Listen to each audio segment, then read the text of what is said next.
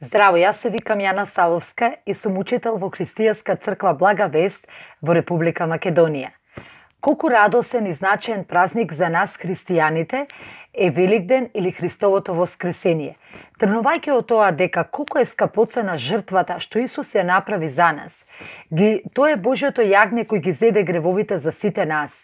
Преку делото што го направи на крстот и преку неговата милост, тој ни обезбеди прошка и целување, избавување од угнетувањето кое што сатаната го направи и исто така обезбеди, односно издвојува победа за секој еден од нас. По ова разбираме дека Бог не љуби, односно својата љубов ја покажа кон нас, давајќи го својот единороден син, нашиот Спасител и Господ Исус Христос. Тоа значи дека тој ја плати казната за нашиот грев. Односно тој, преку него имаме откуп и простување на гревовите. Исто така тој умре, беше погребан, третиот ден воскресна, се вознесе на небото и седна одесно на Отецот. Никој тоа не можеше да го обезбеди.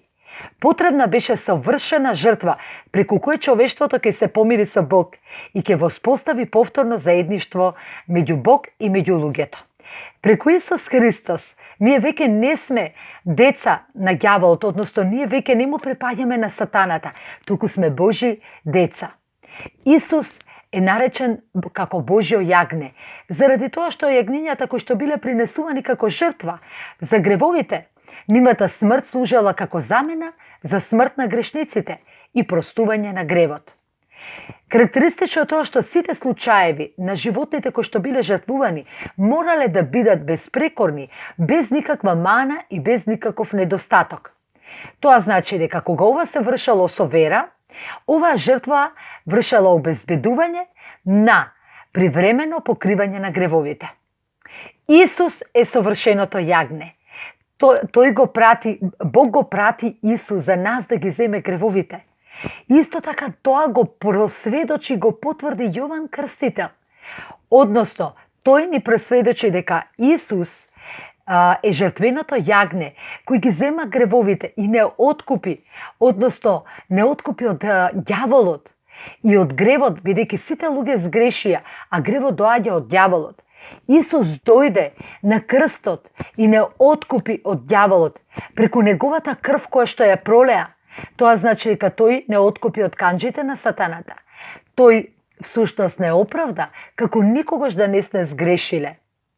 Исто така преку крвта на Исус можеме да влеземе во Божјото присуство, затоа што претходно не можевме поради гревот да имаме заедништво со Бога.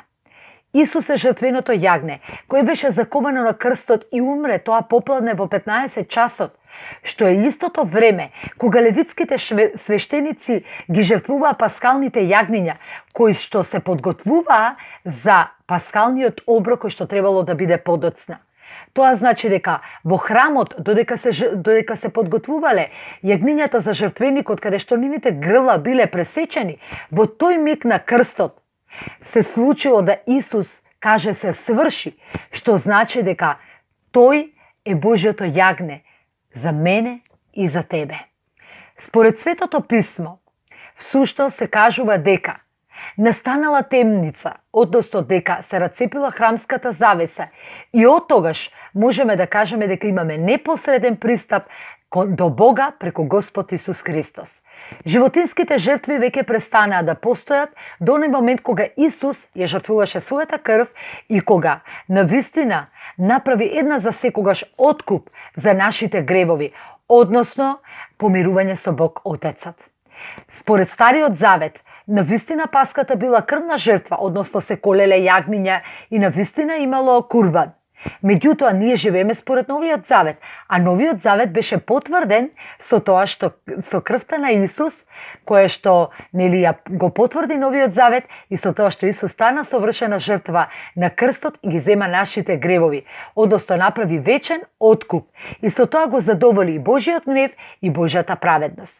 Затоа, додека траат великденските празници, нема потреба да колиме јагне, нити пак да правиме некакви жртви. Единствено што треба да направиме е да ја објавиме победата на Господ Исус Христос над смртта, над сатаната, над демоните.